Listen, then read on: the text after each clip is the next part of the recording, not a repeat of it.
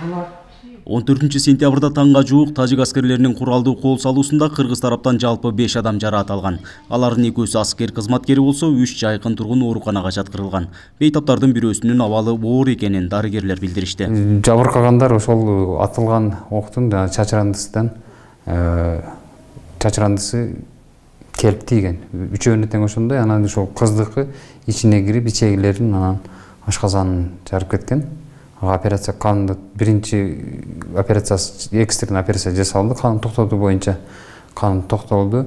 Эми бир аз өзүнө келгенден кийин анан Бишкекке которобуз. Даң-дуң деп эле автомат жолдо эле калды, мындай айткандачы. Чоот капысынан эле укабыздын дагы ушу үйгө чейин неме ушу даны алсаңыздар керек, өзү айтса керек азыр.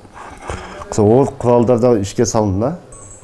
Биз жакта дагычы ошол элдер жүрбөлөң кылып качып, ошол убакта ушундай ситуация болуп кетти. Бирок бардыгы шүгүр, Аллага шүгүр. Ден соолук жайда аман эсен. Мен коңшубузга суу ташып жардам берип элем. Арага менен алып барып неме түшүрүп көтөрүп алып кирсем бир эле наракты карасам эшик жакты бир эле даң деп кара түтүн чыкты дагы. Неме колума ыстык нерсе келип неме болду да. Ыстык нерсе тийди.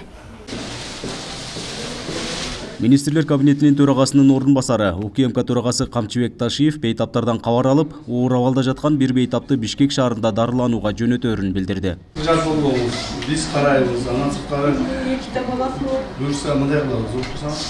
Мен азыр уже тапшырма бүгүн келет. Сиздерге биз материалдык жактан жардам берет. Президентimiz taşıma verdi. Şu cırlar olduğu ар birine жардам veriyoruz. Жардам veriyoruz. Anaki kızımızdı buyursa bir gün içinde biz senige bir şey alıp gidiyoruz. Uğraşlar ruhsat verelim mi alıp gidiyoruz. Күндүн экинчи жарымында УКМК төрагасы Баткен районунун 4 көчө аймагында Тажикстандын УКМКсынын чек ара аскерлеринин командачысы Раджабали Рахманали менен жолугушту. Жолугушууда чек арадагы куралдуу окуя талкууланып, чыр-чатактардын кайталанбоосу үчүн тийиштүү тараптарга тапшырмалар берилди. Андан соң Самаркандек айылында тажик аскерлеринин аткылоосунан зыянга учураган турак жайлардан кабар алып, жергиликтүү тургундар менен жолугушту.